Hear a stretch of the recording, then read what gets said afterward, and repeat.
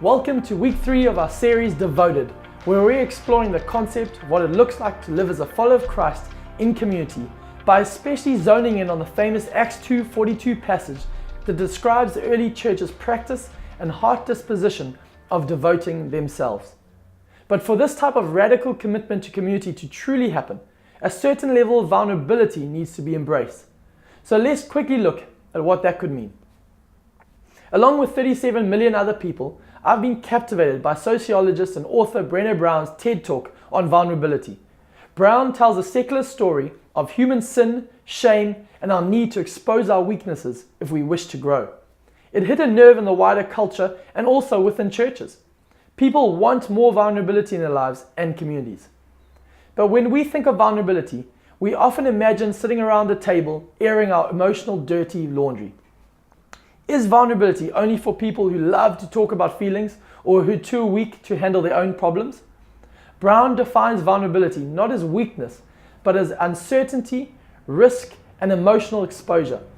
It's not just unburdening yourself in confession, it's exposing yourself to risk for the sake of others. It's sharing your struggles, but also speaking truth in love. Author Andy Crouch defines vulnerability as exposure to meaningful risk. He notes that Old Testament prophets were vulnerable, but didn't bare their feelings over vanilla lattes. They powerfully spoke truth. They fearlessly fought injustice, oppression, unrighteousness, choosing to obey God for the sake of His truth. They imaged the Lord, who ultimately made Himself vulnerable in human flesh for our sake, as we read about in Philippians 2. To be loved but not known is comforting but superficial. To be known and not loved is our greatest fear. But to be fully known and truly loved is, well, a lot like being loved by God. It is what we need more than anything. It liberates us from pretense, humbles us from our self-righteousness, and fortifies us for any difficulty life can throw at us. True vulnerability in community demands risk and a certain unveiling of self in order for us to be honestly known. But it's only in a community that are committed to the gospel that we can find that we can be truly loved and can truly love as a response. But for this to happen, vulnerability has to have 3 key elements. Firstly, we need the courage to unmask ourselves before God and allow His grace to cover our shame. Secondly, we cannot make ourselves the center of said vulnerability. And thirdly, we cannot make vulnerability the end goal in of itself. Let me briefly explain.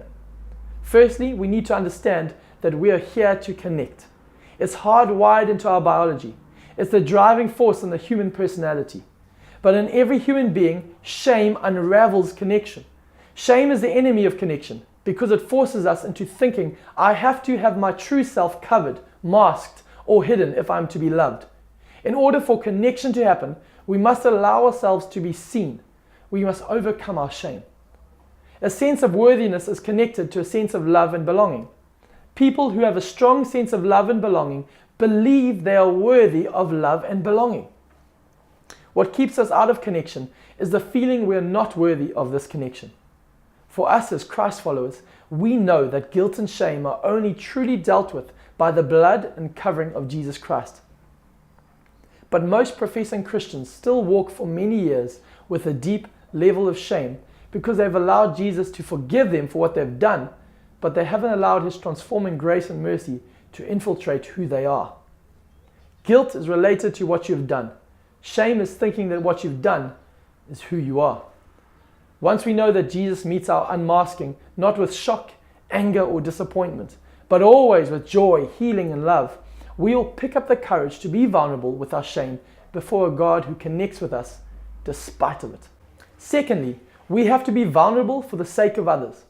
Apart from Jesus, we all have the natural propensity and tendency to always focus on self, and instead of being vulnerable for the sake of others, we're often tempted to make it all about us.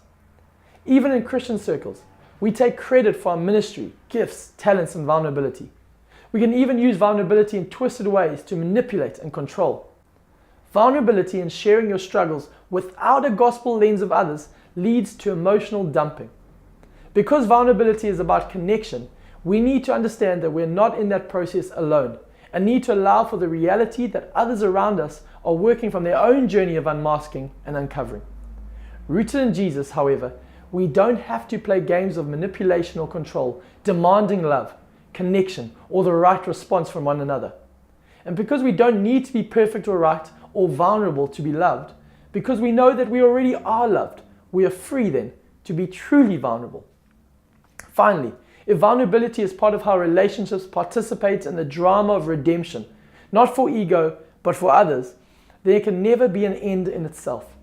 It must never be the ultimate aim of a relationship or a barometer for intimacy. Instead, we need to be vulnerable for the sake of the gospel. Vulnerability is just the means to accessing the power of the gospel. But remember, it's not the power. Being honest and open with who we are and where we are at in our journeys is a continual practice we need to participate in as a community. But it is just the means for us to access the life-changing of Jesus Christ ongoingly in our lives.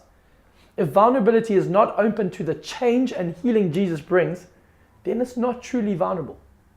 15 years ago, I entered into a type of community with a group of friends where we pursued Jesus in word and deed together.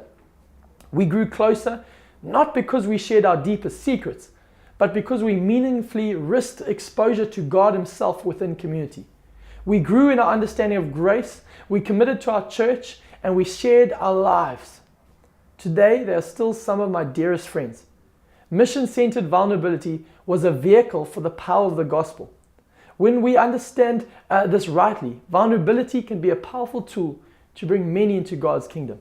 A kingdom where we can risk everything for others because Jesus risked everything for us.